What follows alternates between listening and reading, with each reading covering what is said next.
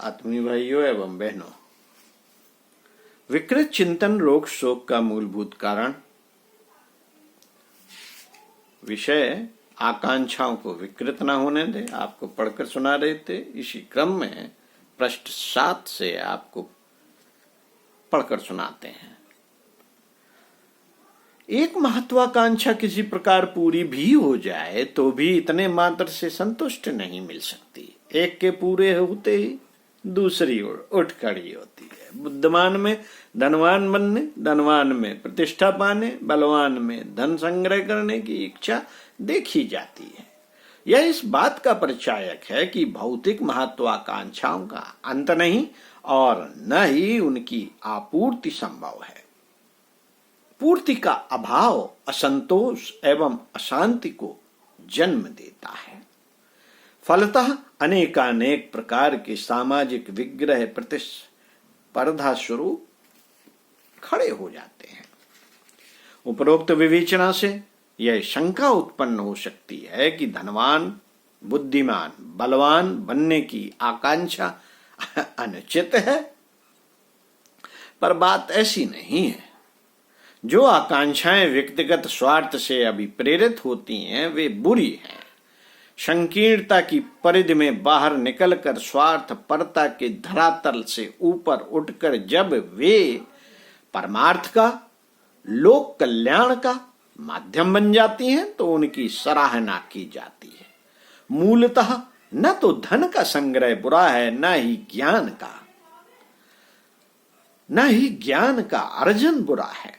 शक्ति सामर्थ्य भी अपने में महत्वपूर्ण है, पर जब इनका लक्ष्य उद्दत प्रदर्शन और अपने अहंकार को पोषण देना होता है तो ये भर्त्सना के पात्र बनते हैं। आलोचना उस मनोवृत्ति की होती है जो मनुष्य को नीति अनीति कुछ भी अपनाने को बाध्य करती है। महत्वाकांक्षी व्यक्ति अहंकारी होते हैं, साथ ही निष्ठुर भी। अपनी भौतिक कामनाओं की पूर्ति के लिए वह कुछ भी कर सकता है। इतिहास के पन्ने इसकी गवाही देते हैं। हिटलर, मुसोलिनी, नेपोलियन, सिकंदर, इनकी विश्व विजय की महत्वाकांक्षा ने कितना नरसंहार किया यह सभी जानते हैं। युद्धों के इतिहास इनकी ही परिणति है। अधिकांश संघर्षों का कारण ये महत्वाकांक्षाएं ही होती हैं जो प्रतिस्पर्धा, ईर्ष्या और द्वेष को जन्म देती हैं। अंतरराष्ट्रीय तनावों में इनकी प्रधान भूमिका होती है। अतएव इनसे अपने को बचाए रखना आवश्यक है। ज्ञानार्जन के लिए प्रयत्न किए जाएं, पर उनका उद्देश्य व्यक्तिगत अहंता को परिपोषण देना अथवा उद्दत प्रदर्शन न होकर समाज को लाभान्वित करना हो। शक्ति संपन्न बनना भी अच्छा है, पर दूसरों को खाने, गिराने और अपना स्वार्थ साधने जैसी मनोवृत्ति उसमें न हो। अर्जित सामर्थ्य से दूसरों को सहयोग पहुंचाना, बल्कि अर्जित सामर्थ्य से दूसरों को सहयोग पहुंचाना हो। मित्रों, यही बात धन संग्रह के संदर्भ में भी लागू होती है। ईमानदारी और श्रम पूर्वक धन कमाया जाए, संग्रह किया जाए, पर उस संग्रह का लक्ष्य स्वयं उपभोग तक सीमित न रहे। अन्यों को भी उसका लाभ मिलना चाहिए। महान बनने, बढ़ चढ़कर त्याग, बलिदान का उदाहरण प्रस्तुत करने जैसी आकांक्षा उठे तो ही वह महत्वाकांक्षा व्यक्ति एवं समाज के कल्याण का कारण बनती है। मनुष्येतर जीव अपनी मूल प्रवृत्तियों के अनुरूप आचरण करते तथा प्रकृति प्रेरणा से गतिशील रहते हैं। मनुष्य की स्थिति उनसे भिन्न है। इच्छा, आकांक्षा, विचारणा की ऐसी सामर्थ्य उसे मिली है जिसका उपयोग करके वह जैसा चाहे बन सकता है। वह देवता बन सकता है, वह दानव भी। वह पूर्णतया उसकी इच्छा पर निर्भर है। कुछ व्यक्ति प्रचलित लोक प्रवाह की पतोन्मुखी धारा को चीरते हुए अपना मार्ग स्वयं प्रशस्त करते ऊंचे उठते और सामान्य से असामान्य महामानवों की श्रेणी में जा पहुंचते हैं, जबकि कुछ ऐसे भी होते हैं जो उस प्रवाह में बहते हुए नर पिशाचों की श्रेणी में जा पहुंचते हैं।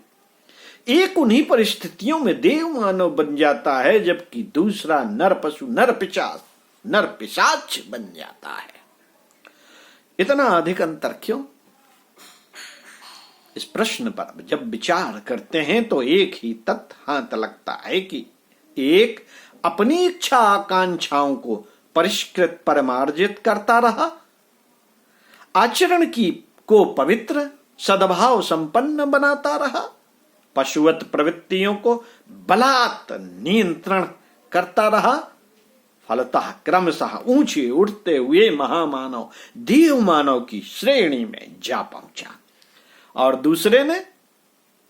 दूसरे ने अपनी निम्नगामी प्रवृत्तियों को निरंकुश रखा, उन्हें क्रीड़ा करने की खुली छूट दे दी। निष्ठुरता उच्छृंखलता इस सीमा तक बढ़ी कि उन्होंने अपने अंतः संवेदनाओं को राउंड डाला। भाव संवेदनाओं के अभाव में आकांक्षाएं विकृत होती चली गई। विकृत महत्वाकांक्षाओं की परितृप्ति के लिए वह ऐसा कृत्य करने लगा जो हिंस्र पशुओं को ही शोभा देता है। साथियों, इतिहास के पृष्ठों पर ऐसे नरपिशाचों का नाम भी काले अक्षरों में अंकित है, जिनके कारनामों को पढ़कर आज भी मन घृणा से भर उठता है और सहज ही उनके प्रति आक्रोश उभरता है। हंगरी के वेस्टर मटुस्का का नाम ऐसे नर पामरों में आता है जो एक प्रख्यात कंपनी का मालिक था। धन की कहीं कोई कमी नहीं थी। उसे दूसरों को पीड़ा से मरते देखकर आनंद आता था। अंडरस्टैंडिंग ह्यूमन बिहेवियर में उल्लिखित घटना के अनुसार वह लोगों की हत्याएं करने के लिए अकेले ही ताना बाना बुनता कुचक्र रचता रहता था। उसे रेल दुर्घटनाएं कराने तथा उससे मरते हुए व्यक्तियों को देखकर अत्यंत हर्ष होता था। अपने जीवन काल में उसने सैकड़ों दुर्घटनाएं कराई तथा हजारों व्यक्तियों को अकाल मृत्यु की गोद में पहुंचाया। अंततः एक दुर्घटना के बाद वह पकड़ा गया। हजारों व्यक्तियों की हत्या का उस पर अभियोग था। न्यायालय के समक्ष पूछे जाने पर कि वह ऐसा जघन्य अपराध क्यों करता है, उसने स्पष्ट उत्तर दिया कि उसे तड़पते हुए मरते लोगों को देखकर विशेष प्रसन्नता होती थी। मित्रों, मनःशास्त्रियों ने उसका अध्ययन करने पर उसे विक्षिप्त घोषित किया, पर न्यायालय ने उसके अन्य सभी कार्यों को असामान्य देखते हुए अपराधी घोषित किया। उसे अंत में फांसी पर लटका दिया।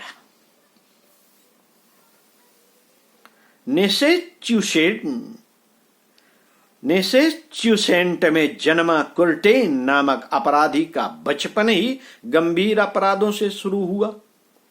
अपराधों की एक संस्था से उसका संपर्क 10 वर्ष की आयु से ही हो गया।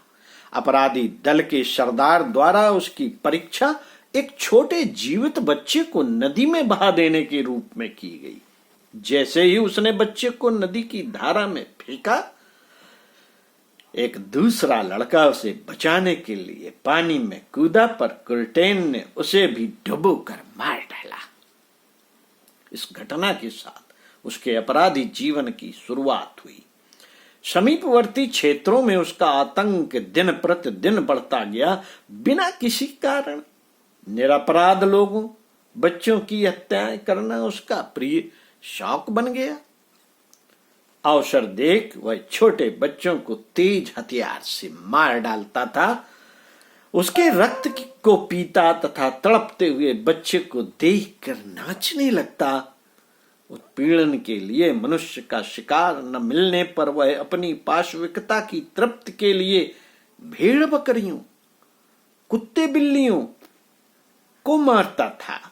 जितना ही अधिक खून निकलता था उतनी ही उसको प्रसन्नता होती थी। अपने कुकृत्य एक क्रूर महिला का सहयोग पाकर और भी अधिक विभस्त हो चला। 20 वर्षों तक वह बच्चों एवं प्राणियों के अंग उच्छेदन तथा कत्ल करता रहा। ये सारे कार्य गुप्त रूप से चलते रहे। मित्रों, बढ़ती हुई इस तरह की घटनाओं को देखकर स्थानीय पुलिस को चिंता हुई। खोजबीन करने पर वह रंगे हाथ एक बच्चे को मारकर खून पीते पकड़ा गया। पुलिस के समक्ष उसने अपने सारे गुनाह स्वीकार किए तथा बताया कि वह हत्या इसलिए करता था कि किसी भी जीव का शरीर रक्त रंजित देखकर उसे बेहद खुशी होती थी। न्यायालय ने उसे मृत्युदंड देते हुए मम्मी लोग मार्केट गई है ना।